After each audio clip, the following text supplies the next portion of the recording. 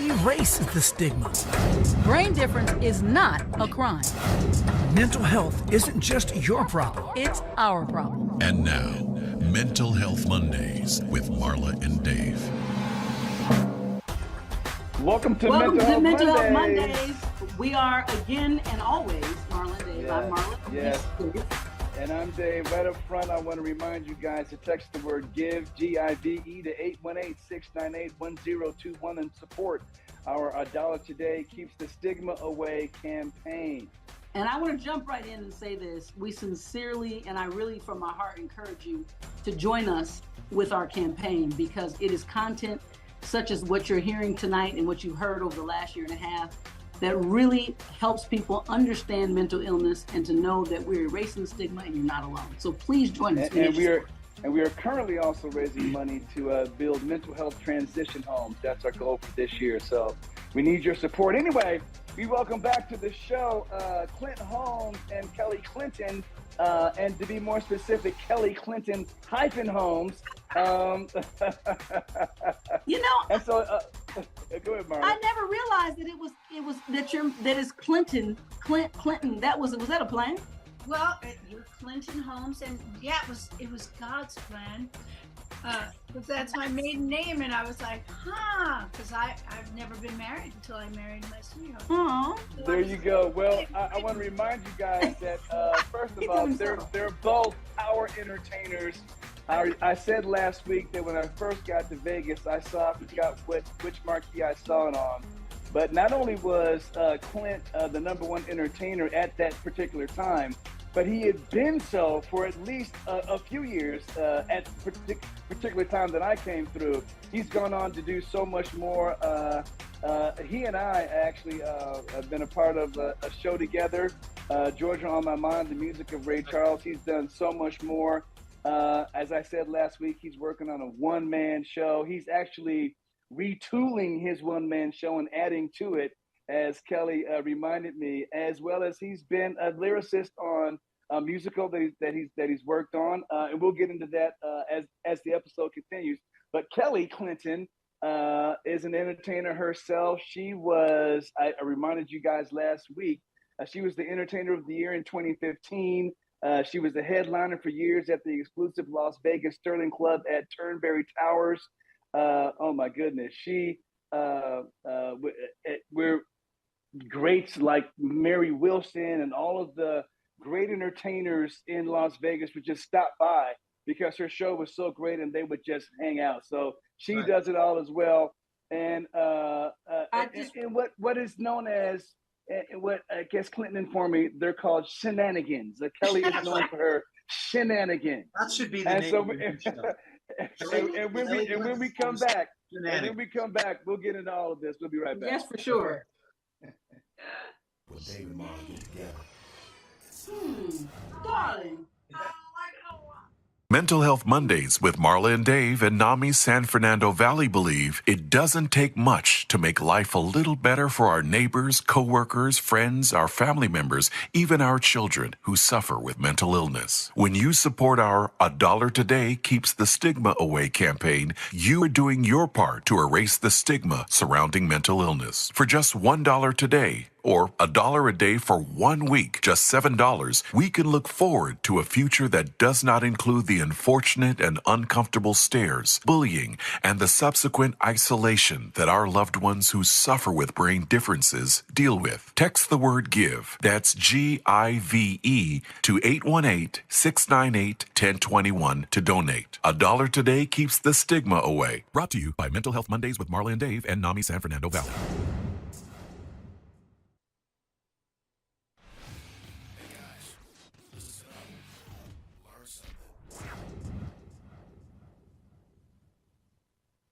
So respectful. On your own show, you held up your hand to say, teacher, my turn. So please go ahead. I just wanted to say that I was honored to be on the list of spectators for both Clint's performance here at one point in Vegas, independent of the Ray Charles Review, and also Kelly's. And it is amazing. So I'm just saying that, when they say people stop through, I was one of the ones on the list of the stopping through spectators.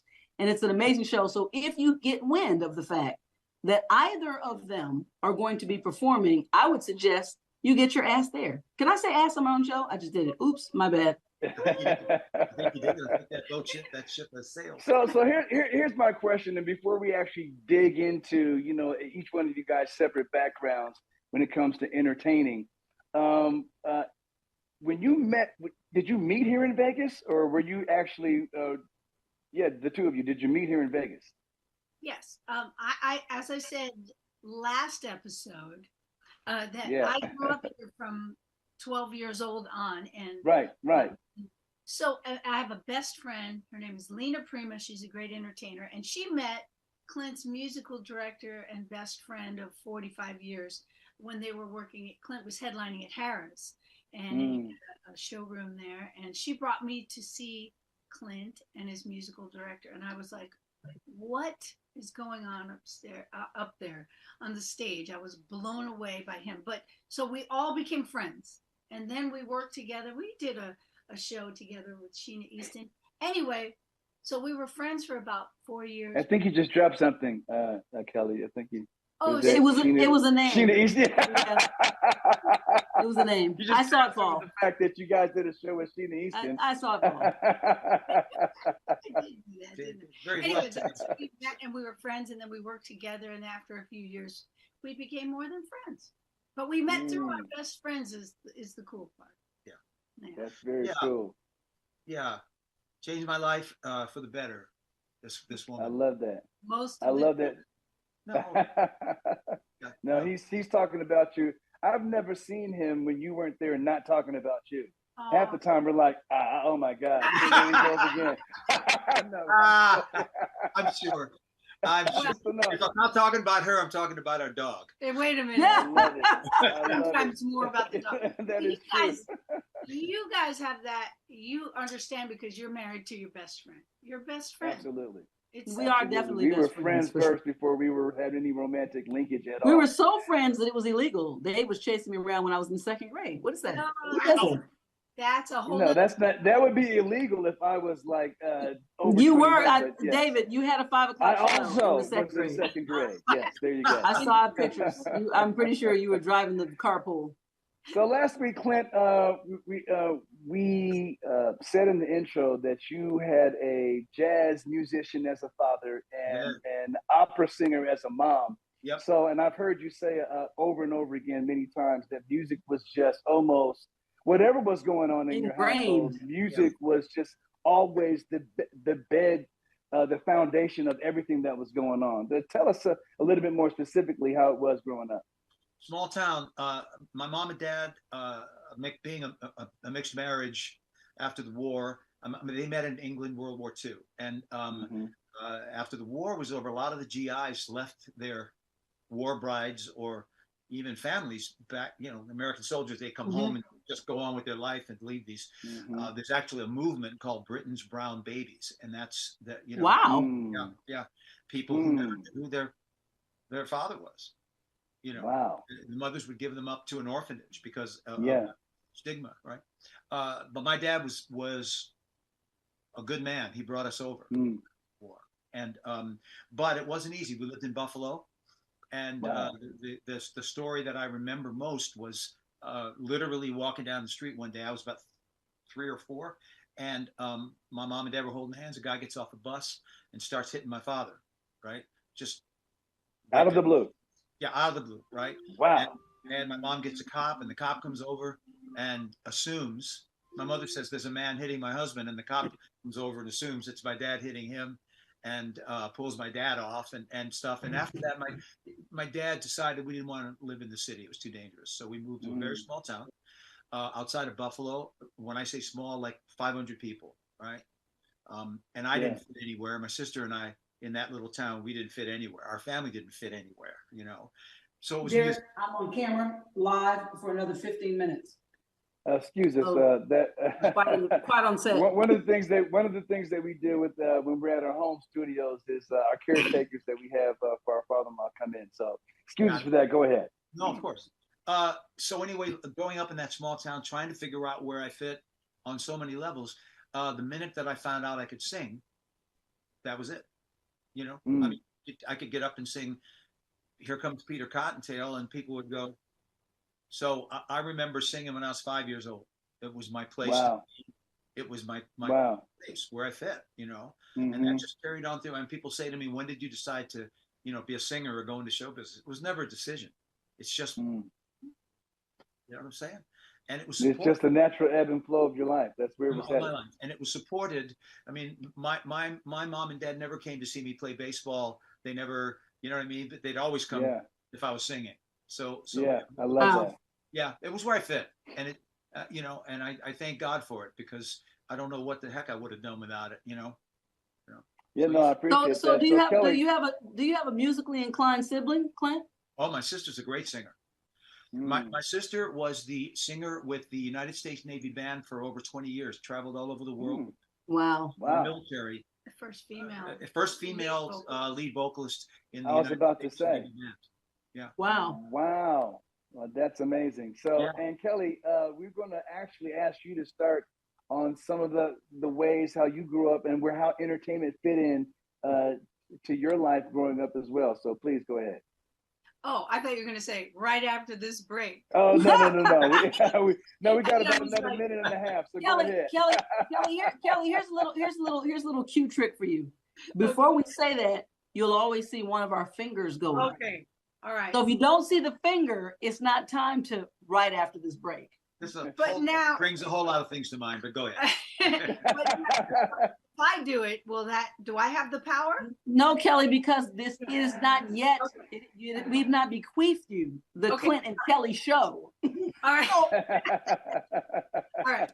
I'll talk fast though, because now I've used up all that time. No. We got a whole nother segment. So as I mentioned the last show is humor was what, I saw the Carol Burnett show when I was probably wow. 5. An amazing show. I still watch it from time to time.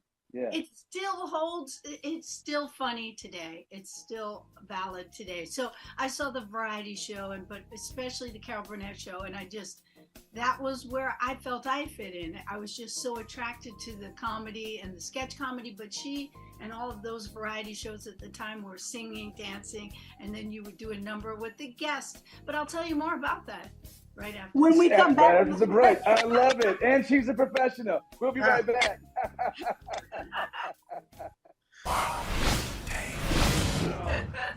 We'll be right back with more Clint and Kelly.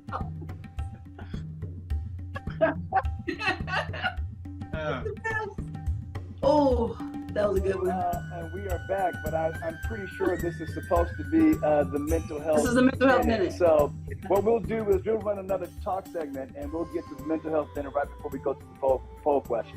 So Kelly, go ahead and finish what you were saying. I'm sorry. Okay. So what I was saying was about the variety show and how they would sing and dance and act, and they would do a number with the guests. So I was just like, that was it. I was impersonating my mother. I was really? Yeah, I'll do it for you right now. She goes,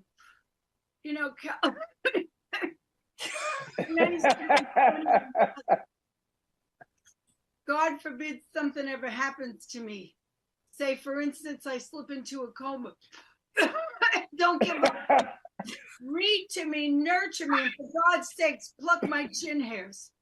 Oh my God. That was my place in the family. We were all silly and crazy, but then I got into acting and sketch comedy. That's funny. That's very funny. Yeah. And that's it. The rest, I quit college to go into the. But the singing, because you can sing. So did you just exactly? So basically, variety is definitely in your repertoire, but the singing, because when I saw you, yes, you're very funny and personable, but you can also sing. So was there a musical link to all of this? Well, there was no one in my family that sang, and but in high school, well, I loved Cher, and I loved Elvis, and I loved Gladys Knight. So I think one of my first Christmas gifts, like around 10 years old, was a Mr. Microphone, before they were called Mr. Microphone, because that was. So my friends from New Jersey back in school, when I see them to this day, they say, we just remember you walking down the street singing Country Roads. I don't know. Anyway, so I just sang, and then when I got to Las Vegas, there were a lot of like musical classes, and there was a pop vocal group, so I auditioned for that. But I always mixed it all together. That's where I'm comfortable, is mixing the entertainment variety with just like the Carol Burnett show. Yep. just like it. So that's my favorite place to be, is with a wig. Tell them and a when you met costume. Carol real quick, the first time you met Carol. Oh my goodness. Did meet Carol Burnett. Oh, so I have to tell them, I already met one of my heroes, Gladys Knight, and I just made a fool of myself. I was like, hey, it's midnight. To me, and woo, woo. And she called security. Long story short. Yeah. So when I left in handcuffs. I got to meet Carol Burnett, but I rehearsed in my brain that I wasn't going to say anything. So I met her, and she was sitting, and we, hi, nice to meet you. Shut up, shut up, shut up. And then in my brain, I said, my thoughts were, you have to tell her what she means to you, or you'll regret it forever. So I said, Carol Burnett, you're the reason that I'm an entertainer. And she reached up and put her Oh my face goodness. to my cheek, and she said, thank you for telling me that. Yeah. So anyway. Oh, man. So let me get this straight. Oh, You so met Gladys Knight and you went to jail, but you met Carol Burnett and you were validated for everything good that you wanted to bring to entertainment. Yes, There you That's go. a fair trade. they did Fair walk trade. me out. They showed me to the door though somehow, but it was thrilling. It was worth thrilling. it. It was Yeah, worth it it. was worth it. Anyway, so that's my story, and that's what I do. Is I do shows and I have special guests. And you are very good at it, by the way. Seriously, I have really been. I don't false advertise, so I do enjoy what you do. Thank you coming from. And so I have to ask about. It's just important because a lot of the things, like several interviews, and I'm gonna borrow Kelly's name mug and pour some juice out here. But in some of the interviews we've had, most recently Marcus Miller, it's interesting that I now feel like sitting here talking to the two of you, talking to the guys in Take Six, talking to Marcus Miller, and it's a handful. I'll throw Layla Hathaway in there, and the pressure that when these fractures exist, and the survival is what I'm getting to. How have the two of you been able to survive?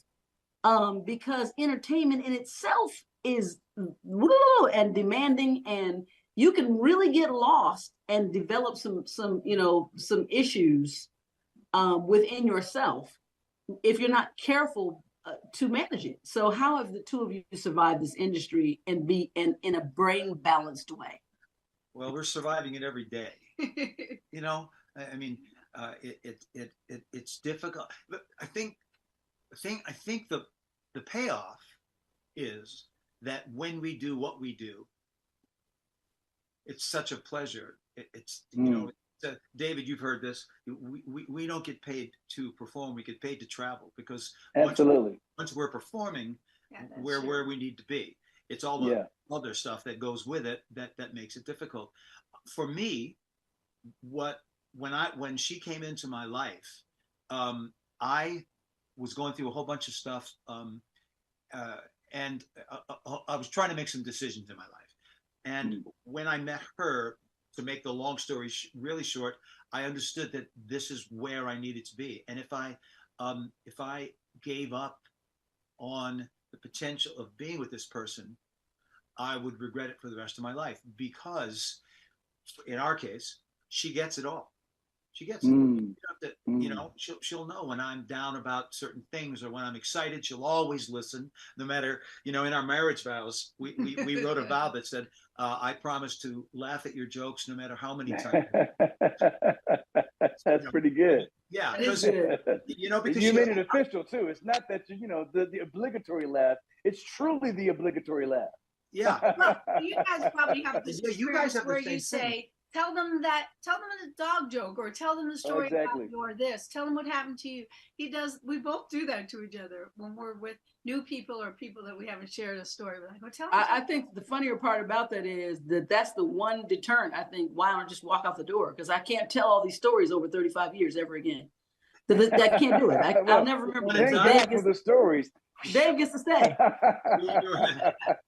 No, it's because our dare I say, what we do is intimate on its face.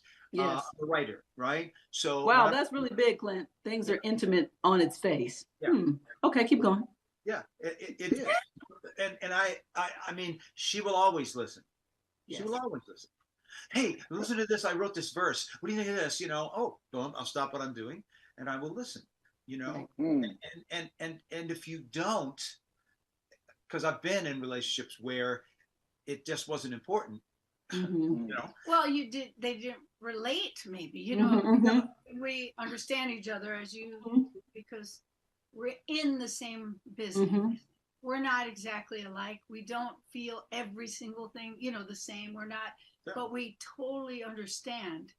It's not foreign in any way. I know what it means because he's creating something that it's important to listen. And he listens to me, Right. Yeah. So that's the intimacy and sharing. Yeah. The difference is my stuff lasts about a minute. Hers.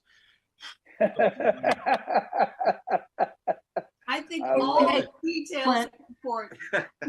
I love it. When I talk to Dave, sometimes when he's in a crazy talking mood, which is rarely, I say, "Are you still talking? Haven't you used up your 100-word count for the day?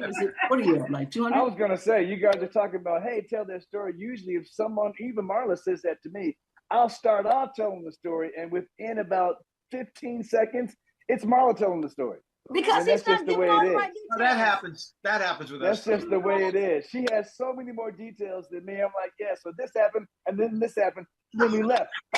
She's like, no, and then You know why? Because I want us all to just focus in on Dave's frontal lobe. Look at his forehead.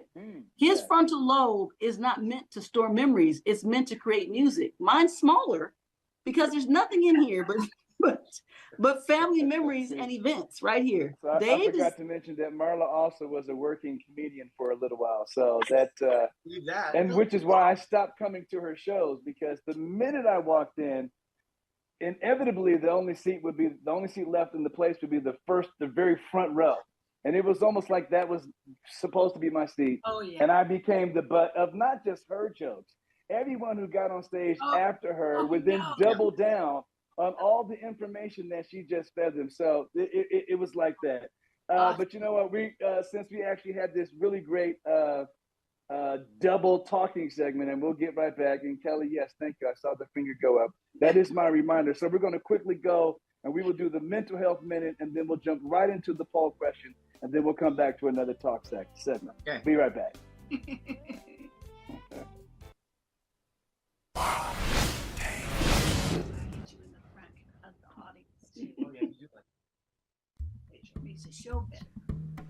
Here are 5 mental health conditions that are routinely underdiagnosed or misdiagnosed. Number 1, depression. Number 2, bipolar disorder. Number 3, I'll let Marla actually go on. Number 3 is PTSD. Number 4 is eating disorders. And Dave?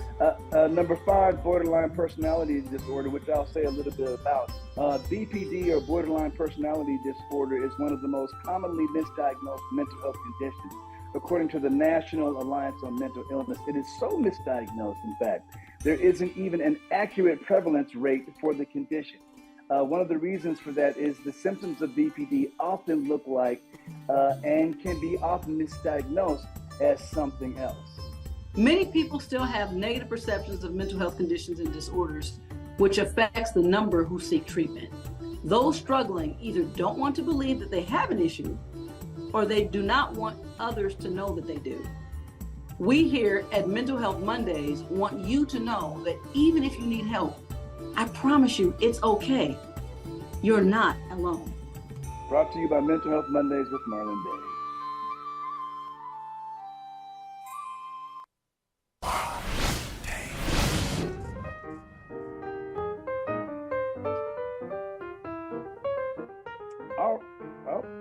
Here we go. Okay, and we're going to quickly go back and do our poll segment here. Marla, remind us what the poll question was last week. Last week, I will not only remind you of the question, but remind you how our guests answered the question. Thank you. And last week, we asked what percentage of homeless adults staying in shelters live with serious mental illness. And as chivalrous and as welcoming as we are to all guests, we offered Kelly and Clint the opportunity to answer the question. And they answered 17%, which was dead ass wrong. Now, I know we don't say that, but they're our friends. So I just want you to know that it was 26%, but we are people who believe in giving second chances. So the question we're going to ask you again, which you'll have to tune in next week to get this answer. Which of these conditions are you most likely to develop? Clint and Kelly: diabetes, cancer of any kind, mental illness, or heart disease? Oh boy, This is sort of a layup. a layup. This is sort of a layup kind of. Yeah, you missed the question. last This is shot. Mental But Health you Monday, could yeah. assist on this and still get some points. Yeah. Like, our choices again? Our choice. Which So of these? which one I'll of read the which- question and give you the choices. Which of these conditions are you most likely to develop? Diabetes, cancer of any kind, mental illness, or heart disease? Mental illness. Heart disease. So, do you guys want to talk Okay, amongst so yourselves? that's one way to cover the spread. You Dave, answer the two can you separate give them some? individuals. Can I you like give them that. a drum roll so they can get together? Well, it feels like mental illness covers so many possibilities. Okay, so we're going with mental illness, Okay. and next week we will reveal. Kelly, I hate to do this, but Clint may have to be the possible shining star Well, that's of what. this of just of multiple choice, not in life, girl. No. I wanted him to be right because I'm right so often. I feel, Kelly, as we exit, what would your mother say about this scenario? give the guy a break, Kelly. You can't just take all the light. All right, Okay, thank you that's guys for it. participating. Thank you for participating. We'll be right so back we with actually- more.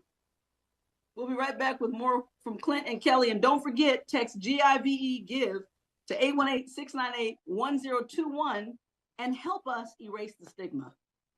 Give $1 today. We'll be right back. It's raw, real, and unfiltered.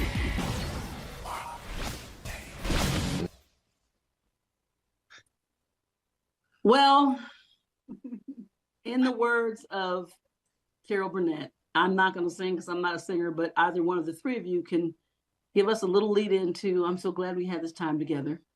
I'm so glad we had this time together. Just to have a laugh and sing a song. I Scat. love it.